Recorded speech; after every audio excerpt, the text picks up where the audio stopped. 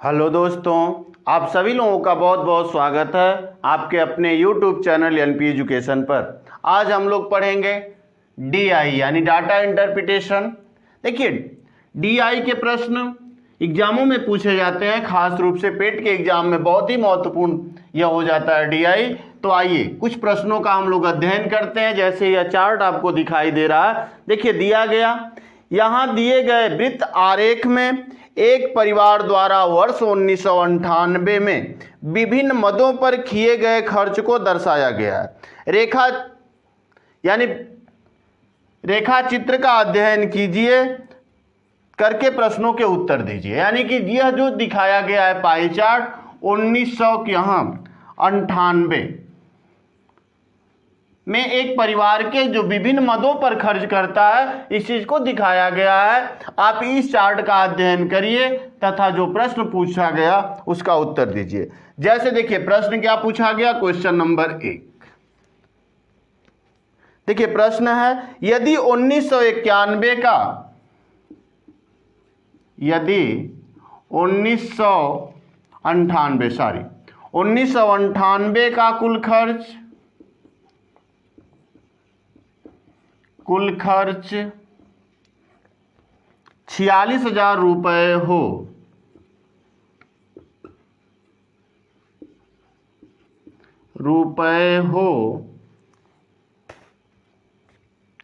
तो भोजन की मद में रुपये था, तो भोजन की मद में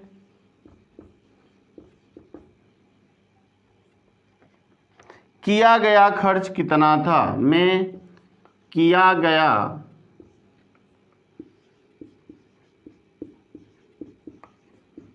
खर्च कितना था। ऑप्शन सुन लीजिए। ऑप्शन ए दिया गया 2,000 रुपये, ऑप्शन सी दिया है 10,580 रुपये, ऑप्शन जो सी दिया गया वह है 2300 रुपये, 23,000 रुपये, और जो ऑप्शन डी दिया है वह है 35,000 रुपये। चलिए देखिए ए बी सी या डी। देखिए जो प्रश्न क्या कह रहा है, तो प्रश्न अगर पढ़ें कि यदि 1991 का कुल खर्च, मतलब जितना भी इस पे खर्च हुआ कुल 46,000 रुपये आया था, तो भोजन की मद में किया गया खर्च कितना था। अब देखिए भोजन पर कितना खर्च किया है, 23%, और चूंकि यह परसेंट में दिया है तो पूरे का मान कितना होगा, 100% होगा या 360 डिग्री होगी, लेकिन यहाँ तो परसेंटेज में दिया है, अर्थात पूरे का मान कितना भी है 100%। हम कह सकते हैं कि 100% का जो खर्च है वह कितना है, 46,000 रुपये ना। तो 1% का खर्च कितना हो जाएगा, 46,000 में आप 100 की भाग कर देंगे तो 460 रुपये हो जाएगा ना। अर्थात 1% का मान 460 रुपये है, तो 23% का मान कितना हो जाएगा, 23% बराबर 460 गुणे कितना 23, यही ना। गुणा कर लीजिए कितना हो जाएगा, 460 गुणे 23, ठीक, 0, 3 छक 18, 3 चौक को 12, 1 13, 2 0 0, 2 छक्का 12, 2 दूनी 4, 2 चौक को 8 1 9 ना। देखिए 2 0 0, 2 छक्का 12 को 2, 2 चौक को 8 1 9, सही है, जोड़ लीजिए 0 8 5 9 1 10, यानी 10,580 रुपये है ना। कितना आ गया, 10,580 रुपये, जो किस ऑप्शन में है, तो ऑप्शन नंबर बी में है, 10,580 रुपये। यही पूरा खर्च आया था किस पे, भोजन पे। सॉरी दोस्तों, चलिए अगले क्वेश्चन की तरफ चलते हैं। Question number 2। देखिए ऐसे ही हम बड़े आसानी से क्वेश्चनों को निकाल सकते हैं, यानी जो भी होगा हम बड़ी आसानी से हल कर लेंगे। तो आप निश्चित तौर पे वीडियो में अंत तक बने रहिए, क्योंकि ऐसे ही प्रश्न एग्जामों में अक्सर पूछे जाते हैं या चाहे पूछे गए, उन्हीं प्रश्नों को हम लेके आए हैं। आइए क्वेश्चन नंबर जो 2 पूछा गया वह क्या था। क्वेश्चन नंबर 2 कहा गया यदि कुल खर्च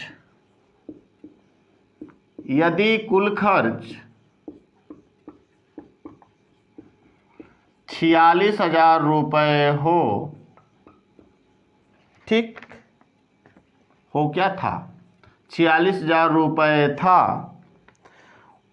तो वस्त्र और आवास पर कुल कितना खर्च हुआ। तो वस्त्र और आवास पर कुल कितना खर्च हुआ, ठीक है, पर कुल कितना खर्च हुआ वस्त्र और आवास पर। देखिए जो ऑप्शन ए है 11,500 रुपये, जो ऑप्शन बी है 1150 रुपये, जो ऑप्शन सी है 10,000 रुपये, और जो ऑप्शन डी है वह है 15,000 रुपये। चलिए देखिए कौन सा होगा, ए बी सी या डी। देखिए यदि कुल खर्च कितना 46,000 रुपये है ना, यानी कि हम कह सकते हैं कि 100% बराबर कितना 46,000 रुपये, तो 1% बराबर कितना 460 रुपये होगा। 100 की भाग करिएगा 2 तो कट जाएगा 460 रुपये, ठीक। अब देखिए किस पे हमसे पूछ रहा है, वस्त्र और आवास। वस्त्र पे कितना खर्च 10%, आवास पे कितना खर्च 15%। अगर दोनों को मिला दिया जाए वस्त्र और आवास को, तो हम कह सकते हैं कि वस्त्र प्लस आवास बराबर कितना 10 + 15 बराबर 25%, यानी 25% का मान कितना हो जाएगा।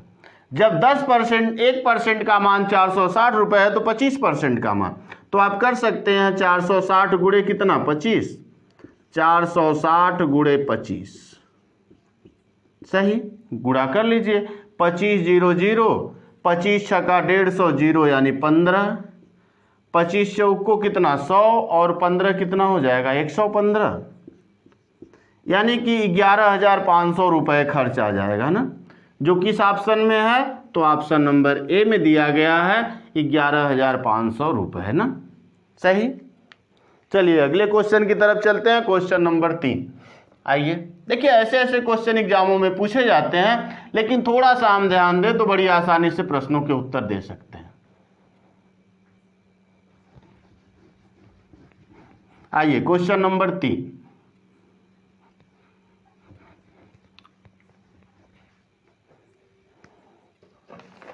अच्छा क्वेश्चन है। क्वेश्चन नंबर 3 जो पूछा गया इस पे, यदि आवास पर किए गए खर्च, यानी आवास पर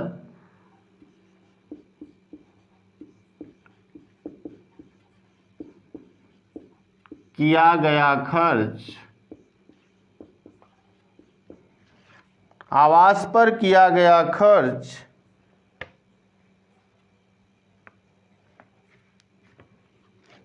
तथा शिक्षा पर किए गए खर्च का अनुपात है, तथा शिक्षा पर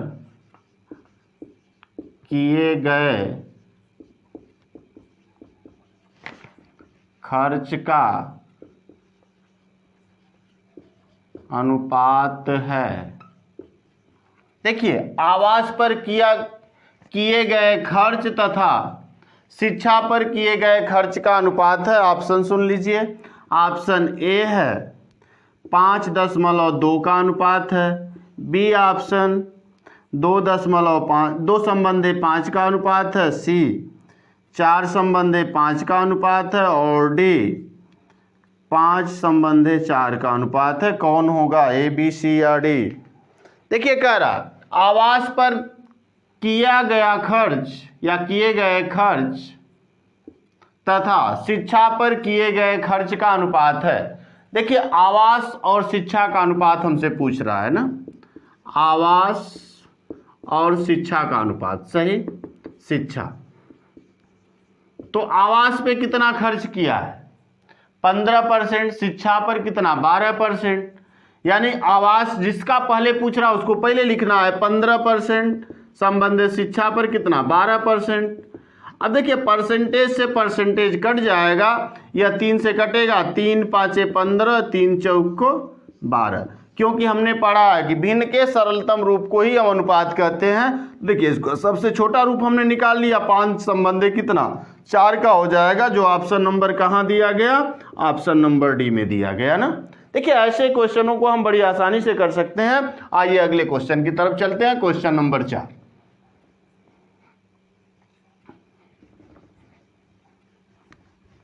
क्वेश्चन नंबर 4, देखिए क्वेश्चन नंबर 4 है जो एकदम हलवा क्वेश्चन है, जिसको आप बड़ी आसानी से लगा सकते हैं।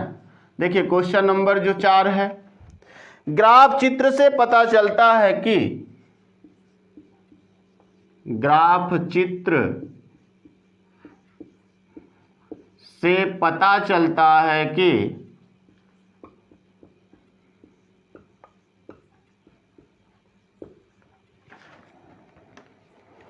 सर्वाधिक खर्च वाली मद थी,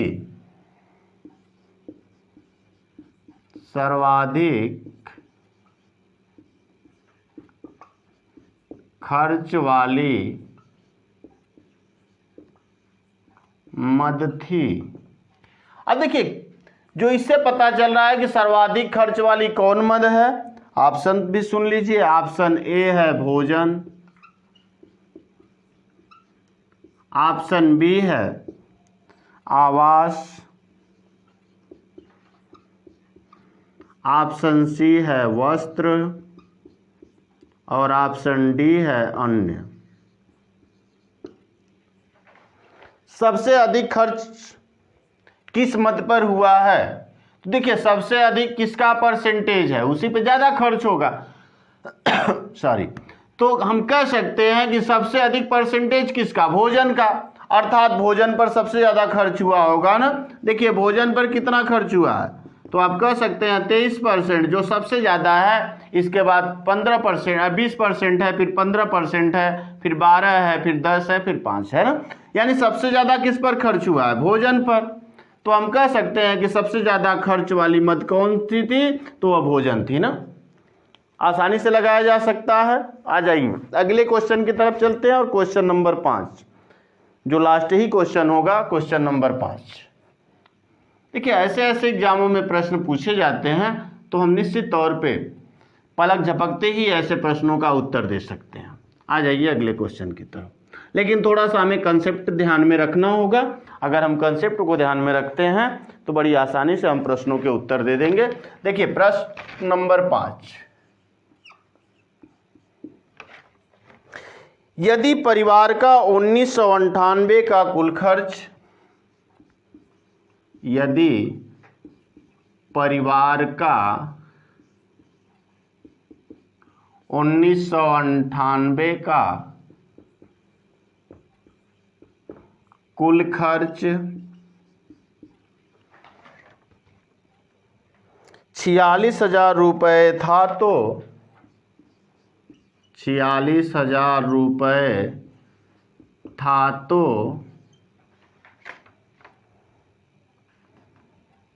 परिवार की बचत कितने रुपए थी? तो परिवार की बचत कितने रुपए थी? अब बचत पूछ रहा है, ऑप्शन सुन लीजिए। ऑप्शन ए है 1500 रुपये, ऑप्शन बी है 15,000 रुपये, ऑप्शन सी है 69,000 रुपये, 6900 रुपये, और ऑप्शन डी है 3,067 रुपये लगभग।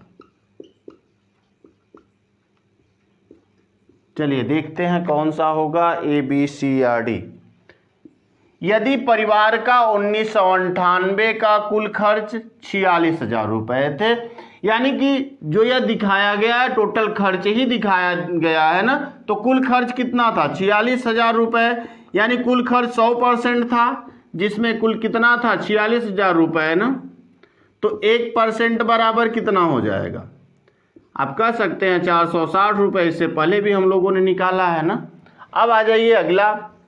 अब कह रहा है कि अगर 46,000 रुपये था तो परिवार की बचत कितने रुपए की थी, बचत कितना 15% हुआ है ना, तो 1% का मान 460 रुपये है, तो 15% का मान कितना हो जाएगा 460 गुणे 15 ना, 15 0 0, 15 छका 90, यानी कि हो जाएगा 0 9, 15 चौको 60, 60 और 9 69 ना, यानी कि हम कह सकते हैं 6900 रुपये सही। कितना 6,900 रुपये, जो किस ऑप्शन में दिया गया, तो ऑप्शन नंबर सी में दिया गया है कि 6,900 रुपये, यानी कि उस परिवार ने कुल बचत कितने की तो 6,900 रुपये की बचत की। चलिए आज के लिए धन्यवाद, फिर अगली वीडियो में हम कुछ ऐसे ही प्रश्नों को लेके आएंगे, तब तक के लिए धन्यवाद।